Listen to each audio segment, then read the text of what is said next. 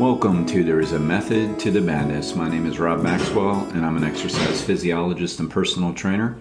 I'm the owner of Maxwell's Fitness Programs, and I've been in business since 1994. Today's podcast is brought to you by Jonathan and Lyn Gildon of the Gildon Group at Realty Pros. They currently have over 275 star reviews on Zillow, and I want to emphasize pros. They're true professionals.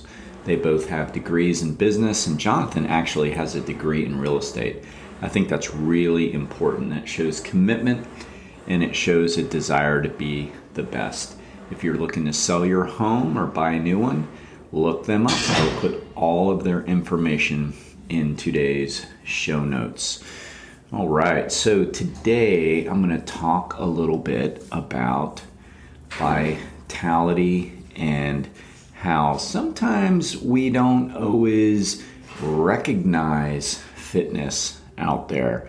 I had a totally different podcast plan for today on You Don't Let the Tail Wag the Dog, and I'm still going to do that this week because I think it's going to be fun. But I saw Bruce Springsteen in concert last night. Today is Monday, so that was Sunday, February 5th of 2023. And he's always been one of my favorites through the years. It was on one of my bucket lists to see him, and I love to see some of the great performers. And, I was just blown away. And I'm not here to give you a concert review. That's not why you tune into There is a Method to the Madness. But I'm going to talk about just his vitality and his fitness. So he is, I'm thinking somewhere around 72. He's in his early 70s, and he played for 2 hours and 45 minutes straight with barely a break in there at all. He had a few words for the crowd at some point, but other than that, he just kept rolling. And when he performed, it wasn't like he was just seated and singing. I mean, he is a very active performer, playing his guitar, running all over the place, sweating, working his butt off. He looks very trim. He's always stayed in shape from what I can see. And, that just impressed me so much. And I wanted to talk a little bit about that because oftentimes in our industry, two things happen. One, we talk a lot about ADLs, activities of daily living. And, we give some examples. All right. So that's one area I want to kind of touch on a little bit with this. Then the other area is, with social media being what it is and just people in general, when they start talking physical fitness, what often gets talked about is, your physique. So different physique athletes are just people in really good shape, showing off their bodies, and that's fine. And then there are 5K times in running that are compared, and marathon times in running that are compared, and triathlon times that are compared. And then when we get into the gym, people are talking about people's bench presses or their squats or their pull-ups or their dips, things like that, and that gets compared. It's okay, and that's all well and good, but then there are so many people out there that are super fit, but that's not what they do. In other words, they're not fitness people. They're not known for being fit, but they are fit, and that is so important. Trying to be the best at what you can be by remaining physically fit. So you're doing the fitness activities so you can perform at your best, which is kind of so different than the thinking of, I am a fitness person and this is what I do. Again, I'm not knocking anybody exercising by any means. I'm just, interested in the fact that when fitness is discussed, it's so rare that people who are not known for fitness aren't really thrown into that conversation And it makes me wonder if we really see the importance in that enough. And if we don't, we really, really should. Because there is no way, in my opinion, that he is up there performing last night at the level that he performs at. And by the way, he goes on every 2 nights or so. Every 2 or 3 nights he is appearing somewhere on this current tour. And anybody I've ever spoken to or any review I've ever seen says, this is not an anomaly. That's just how he performs. He's not doing any of that without keeping himself in top-notch shape. And I do know a little bit about his fitness routines. He does stay in shape. He does different things to stay in shape. He talks a little bit about that, but like the way you see it isn't so much about what he talks about, what he does, but the fact that he's up there doing it. And I don't know that we really admire that maybe as much as we really should. And it just doesn't have to be a performer I like, and it just doesn't have to be a musician. It could be people in all walks of life. We have kind of forgotten that physical fitness is there to serve us. What is it doing for us? What is it doing to improve our lives? What is it doing to improve our livelihood? And it absolutely does a ton to do that. And we just don't, again, as a society, I think maybe talk enough about it. At least I don't really see it. I mean, most people that follow different musicians will always say, oh, they've stayed in really good shape or they've stayed healthy. That's so we do see that that is true. But do we really, really think about how if they didn't do what they did, regardless, I've heard of all these different fitness routines that a lot of these musicians do. And as a whole, they tend to really stay fit and healthy. There are maybe a few exceptions, but most of them that I've ever studied, read into, heard them interviewed, they have different routines, whether it be running or going to the gym, or some of them get into martial arts, some of them get into biking. So they do a lot of different things. And from what I understand, most of them try to eat as well as they can too, because they're not going to be able to perform on bad nutrition, basically. And they're not going to be able to perform at a high level if they get overweight and out of shape. So to me, seeing that, I wanted to just discuss that a little bit and talk about, are you doing all you can do so you are performing better at your life, as you get older? Is that important to you? And maybe it should be. Like, maybe we can look at that and go, well, wow, that's pretty cool. Like, he's 72 years old and he's jumping all over the stage. He's able to perform at his highest level. Granted, there's always some diminishment in everybody. I mean, absolutely.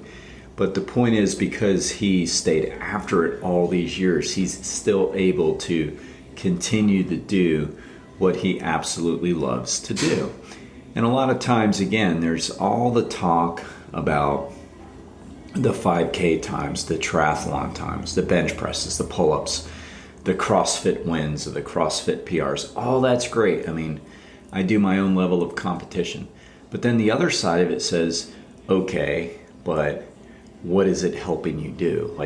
Or what is it helping other people do? Are you using your fitness to benefit yourself and benefit those around you or the planet around you? Or are you just doing it to do it?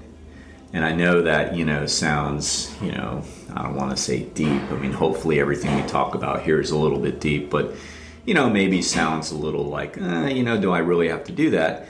The answer is no, of course not. But I do believe that what we do when we have more of that motivation and mindset, we do tend to stick with our programs better, because it's not just about us. Like, we're using our fitness for good. And I do love when I see that. There's different organizations out there where, for example, there's the MS 150, so the multiple sclerosis 150, which is a great bike event. So people train for that. When they train for that, they're putting their money and their time into those efforts, and then the society or the charity actually benefits from your fitness. See, I think things like that are really, really cool, and there's tons of events. I just picked that one because I've done it before and I'll probably be doing it again.